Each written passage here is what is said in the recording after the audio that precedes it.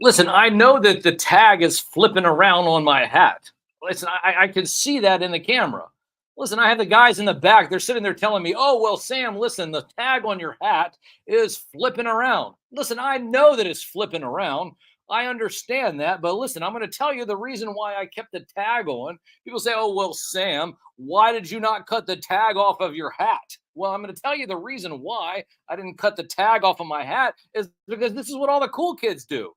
I mean, don't you understand that? I sit there and have this amazing ramen toy hat that was given to me by the amazing Cato's Collection that was gifted to him by the amazing Ace from Ramen Toy. And you guys are sitting there B&Ming. I don't want to sit there and say what B&Ming. No, not a BM. No, that's not what I mean. Yeah, well, listen, it's crap that you guys are sitting there telling me that I need to worry about the tag on the side of my hat. I don't need to worry about the tag on the side of my hat. The tag on the side of my hat, listen, like I said, that's what the cool kids do. My only question is where's my Ramen Toy hologram? Right? Yeah, there should be like a hologram. That's what they do on the sports hats. I want to get a nice hologram sticker here on the, on the brim, right? Yeah. So get a little hologram sticker on the brim. That would be pretty fancy, right? Well, then it would be super it's super kitsch. The whole ramen racer thing. I sat there and saw this last night. People were sitting there saying, oh, well, did you hear that the ramen racer is going to be pushed back until March or so, maybe even the second quarter? And I said, so? And they said, well, Sam, they said it was going to be here earlier. I said, so? Why would I care? Because the quality of what Ramen Toy does, since they have sat there and set the standard and raised the bar with pretty much anything else when it comes to action figure and toy design, outside, of course, General Vala. That's a, I know. So, okay. So what do you think about it? You think about it. There's two companies that you only want to sit there and, get behind. And that's the General Vala and Valaverse. And the Valaverse company, Valaverse LLC, and of course, Ace and Ramen Toy. So you got one on this side, stateside, and then you have one across the pond. So listen, you're spreading it around. I don't want to sit there and think that anybody's sitting there saying, hey, well, listen, you know what? Sam is only partial to non-American toy companies just because they've been making toys in China over the last, 30 years or so, 40 years almost. China and Taiwan. Yeah. Oh, that's a whole nother discussion. But listen, I'm telling you right now is that Ace from Ramen Toy, what happened was last night he posted this. I don't have it in front of me, and maybe I should put it in front. Maybe I'll read it a little bit later. Perhaps maybe I'll read that at the top of the 11 o'clock hour, and that'll be when I talk about Ramen Toy and Ace and the Marshall. So okay, so let's go ahead and schedule that for the top of the 11 o'clock hour.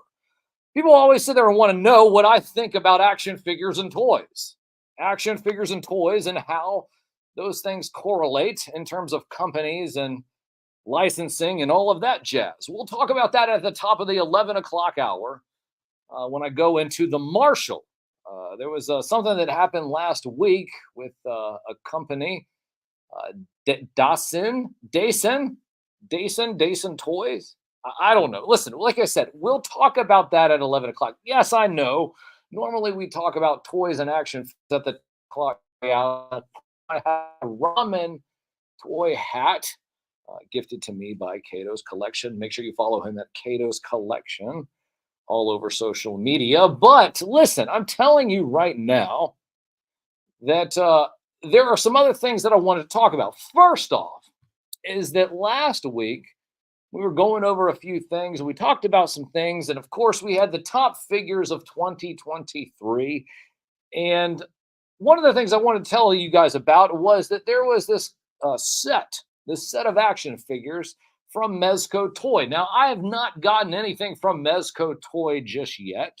Well, no, I did. Yeah, I got the Batman. I got the Batman. And then I think I might have won the Bishop. Yeah, but you know what I did? I flipped the hell out of both of them. Well, I never opened those. I knew that the 89 Batman would be crap. It would be bat crap. It would be and it would drive me bat crap crazy. Right? Yeah, I have a buddy of mine that uses that term. Yeah, you could buy a mug from him at jeffkatzshow.com. No, so seriously, bat crap crazy is what it all boils down to. I'm going bat crap crazy. I think that everybody's going bat crap crazy. And the thing is that here I am telling everybody that the only thing that matters is the number one toy figure set of 2023. And what is that? They said, Sam, what is that? I will tell you that right now, what that is the Mezco Fantastic Four set. It is the Mezco Fantastic Four set. Yeah, there's a whole bunch of things. Top three easy. Ramen, Valiver, Spiro. Top three easy. That's Cato's collection. That's what he says. Oh my gosh, listen, I have not even shouted anybody else out in the chat. What the heck am I doing? I got a couple of people I want to shout out in the chat. Can I just give a shout out top of the charts? I saw a few moments ago, Furry Fingers. Furry Fingers. Yes, the company Furry Fingers. Make sure you follow them on Instagram. Furry Fingers. It's Furry Fingers with an I think. Let me see here. Make sure. Yes, Furry Fingers. Hold on. No, let me make sure I can't see this. FURR. Furry Fingers. Furry Fingers with an I. Yeah, so they're in the UK. Now, people have been asking, Sam, you know what? You're looking a little ragged. You're looking a little old. And it looks like that maybe you might need to tighten up a little bit. And I would say, you know what? That's exactly right. That's exactly right. So you know what I did? I contacted Furry Fingers. When I contacted Furry Fingers, they sat there and they said, Sam, you know what? We can tighten you up a little bit. Maybe we can make your eyes blink. Maybe we can give you live hands. And I tell you what, you know what's amazing about Furry Fingers is that Furry Fingers can make a puppet of you. Yeah, I know. Listen, what was that, Germ? Yeah, so Germ said, like, I already got a puppet of myself. Yeah, well, you know what? That's an OG puppet. Kind of like I'm OG. This is the OG Sam. What if I tell you, what if you get Germ 2.0? Makes it look you like you are today. What was that? Oh, you got to lose weight before a puppet designer makes your face again. No, I get that. I do get that. No, but seriously, think about it. If you wanted to have a puppet that looked like yourself, what you need to do, make sure you go to Furry Fingers, furryfingers.co.uk. I think that is the website, furryfingers.co.uk. I think that's it. What is another one? Oh, another one is Toy Mercs. If you remember Toy Mercs, I see Dead Man down in the chat. Dead Man's over in the West Coast. We are broadcasting live coast to coast across the pond. Of course, Furry Fingers is from the UK. They're across the pond. Got another couple of listeners and viewers that are across the pond. They're over there as well. So there's a lot of stuff that is happening, of course, all over the place. And I just want you to know that that's what's happening in terms of toys and action figures. Listen, there's so much more that I could go about this, but you know what? Now I feel like I'm a part of the Mezco Brotherhood. And I don't know. So is it, I was on the line? Okay, yeah. So this is the first time I've been a part of the whole Mezco Brotherhood. And people say, oh, well, once you go Mezco, you can't go back. So what is that? I don't know. I don't know what that means, but this is the first time I've had one. I've not even sat there and messed with the, all the effect pieces and all the hands and the torsos and everything. I've just gotten the figures. They feel really good, but I've never had a Mezco figure, but I do have an action figure collector and a comic book collector and savant on the line. Now we'll get to him in just a second, but I want to build it up here because this is Agent 001. When you talk about 007, this is a 001. Then we have Agent 001 here that is on the line with us. What does that mean? Well, that is Agent 001 has been with us from the beginning. And of course, Agent 001 has a bunch of information, intel, that most people do not. And this goes back to action figures, toys, comic books, the history of comic books, going all back to the golden age of comic books. Agent 001, 001, we'll just call him 001. Agent 001. Agent 001 knows what he's talking about. He knows everything about anything. And he'll sit there and try to tell you that he's modest. And he says, "Oh, Sam, well, I don't know." Well, that's just because he's an agent. That agent being, of course, 001. 001, the first agent of Saturday morning radio. Now, Double Agent 01, I do have you on the phone right now. And of course, I will be asking you this question. The question, of course, that I'm asking you right out of the gate are you a part of this whole Mezco brotherhood? Excelsior, true believers. That is the phrase that has ushered in the first family of Marvel and what would now is known as the Marvel Age of Comics. Yes, yes. So of course, yes, that's this. Agent 001 talking about the first. Listen, I love where you're going with this. You're going with this, and you're sitting there saying, "Listen, Sam, I'm not going to answer your question. We're going right directly to the conversation." And that is the Fantastic Four, the first family of Marvel that was previously called Atlas Comics.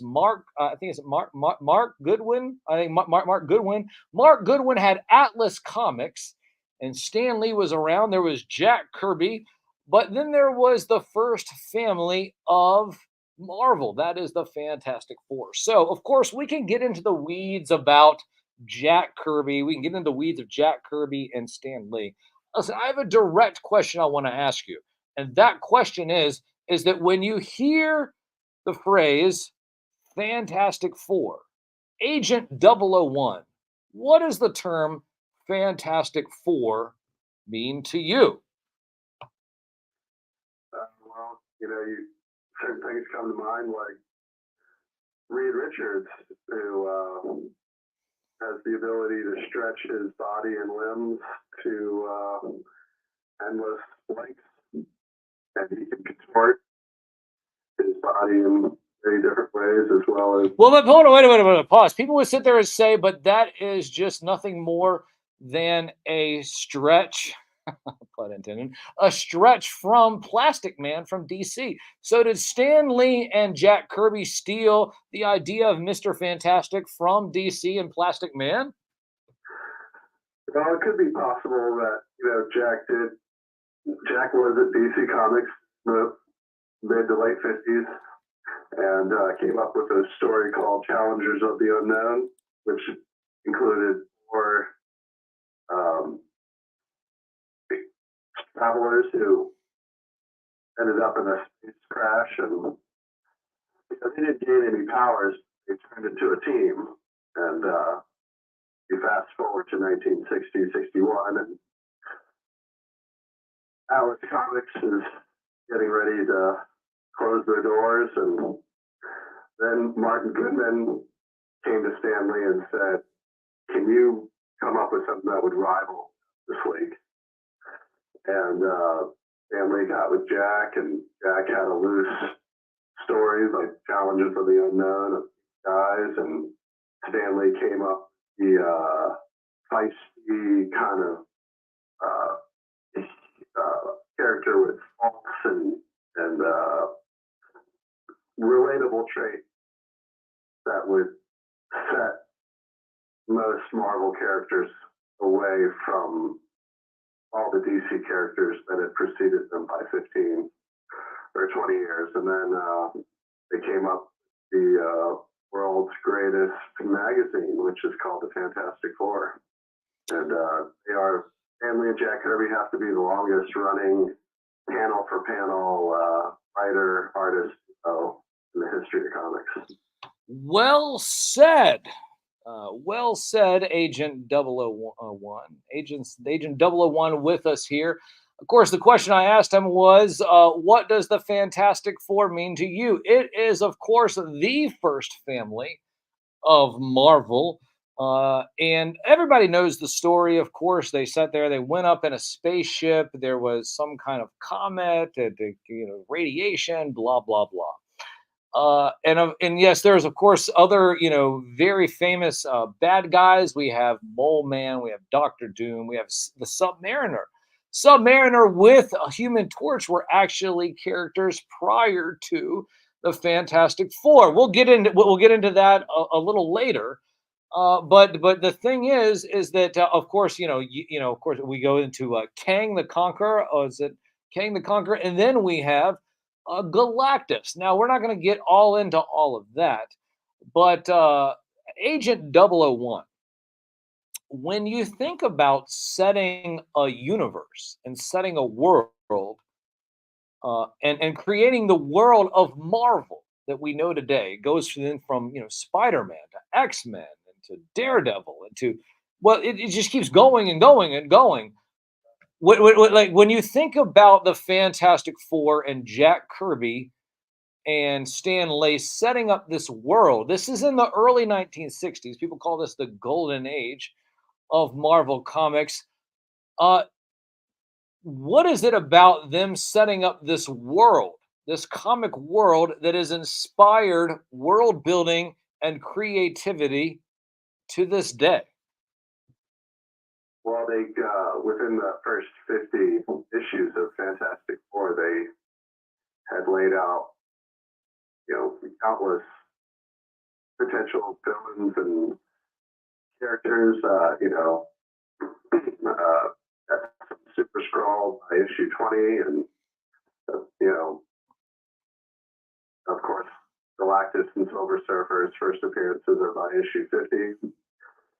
So by then, they had created a whole line of different comic magazines, from Spider-Man to X-Men, Avengers, and their Tales of Suspense and Tales to Astonish, which were two-part stories with like Hulk and Ant-Man, or Iron Man or Captain America, and Tales of Suspense. So, they had created such a world that was really interactive. They were publishing letters to the editors, which a lot of times, if you read those old issues, you'll see people who ended up in the comic book industry who used to read and write. And they created a whole club, Merry Marvel Marching Service.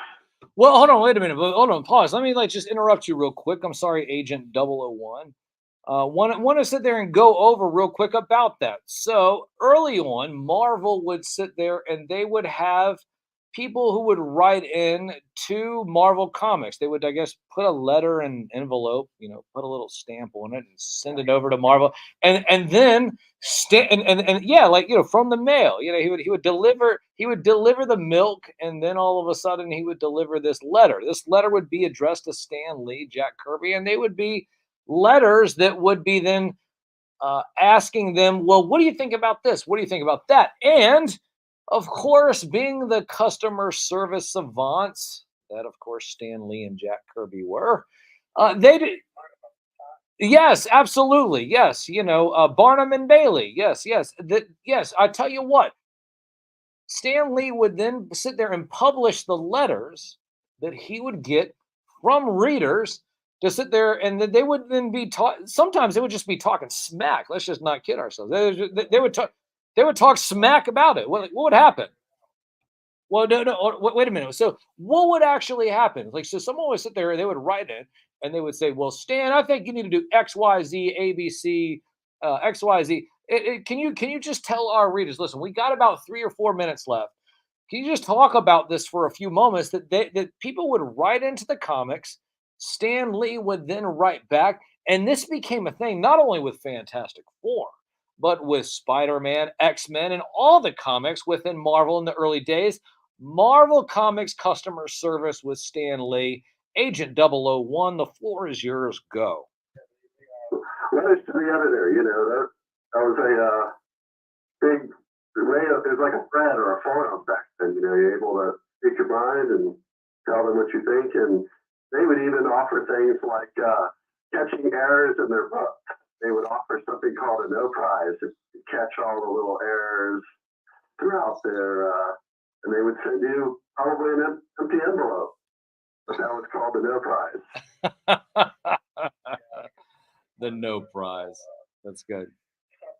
Of geeks in the 60s, you know, kids who probably didn't have a lot of friends. But anyway, you know, but they would also, the Mary Marvel Marching Service fan club, when you signed up, they give you like a little record to play their cheesy little song and stickers and, you know, little different things that would, you know, it's not like you could roll down to the Kohl's or the Walmart and grab your Spider-Man graphic T-shirt, you know, wasn't anything like that back then. So, you know, that was the Marvel Age of Comics, and the bullpen and the magazine rack days at the grocery store. You know, no back issues, no specialty shops, just a quarter for 52 pages, or just 12 cents for your regular size comic book. So, you know, it almost seems like the rest is history. Everything just kind of, by the mid 70s, the golden and silver age of comics was over, and I think Chris Claremont and John Byrne and Dave Cockrum were getting ready to knock everybody upside the head for the next 10 years of Mutant and, you know, the Uncanny X-Men and the various array of X titles. Well, listen, it has been a ride. And listen, this has been a ride. Listen, I'm so glad you could be with us. This is only our second show of 2024. Oh, absolutely. Listen, you know, it is Agent 001. We call you Agent 001 here from here on out. But Agent 001 talking about Marvel Comics, talking about the Golden Age. And of course, we're going to get you back. We'll talk about action figures and toys. And of course, something that I have no idea what the hell I'm talking about, but you do. And that is this phenomenon all across the world known as, what are they called letters? DBZ. DBZ. We'll talk about that, of course, throughout the year, and I'm going to get educated about all of it. And of course, Agent 001 will be here to tell us all about it. Agent 001, thank you so much. Listen, real quick. Give Junior, you know, a pat on the head for me. Give Junior a pat on the head.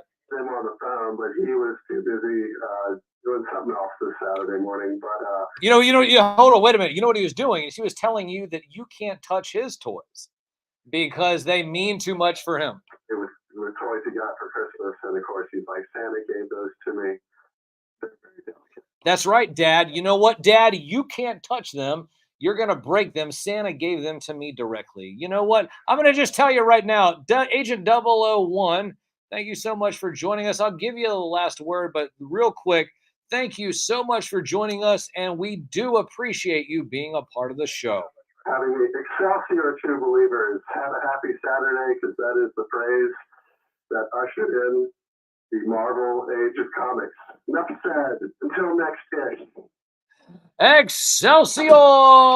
That's right, Excelsior! You guys got to turn my mic on when I do that. Excelsior! Yeah, okay, yeah. That's so that is Agent 001. Agent 001. Okay, so I will have Deep Cut Dave here in just a moment, but I do have a few songs going to play. So I'm going to get Deep Cut Dave here in about 5 minutes. And me and Deep Cut Dave are going to clean up, of course, whatever me and Agent 001 talked about, re-steer the gears and talk about, of course, a couple of Fantastic Four cartoons. And, of course, Deep Cut Dave's own journey with the very first family of Marvel. Make sure you're following me at Sam Newsman all over social media at Sam Newsman. And of course, download the Live 365 app. Search WDCE. You can listen to the show all over social media. Remember, radio-only segments only when we're playing these themes. Now, of course, what you can also do is search WDCE.org.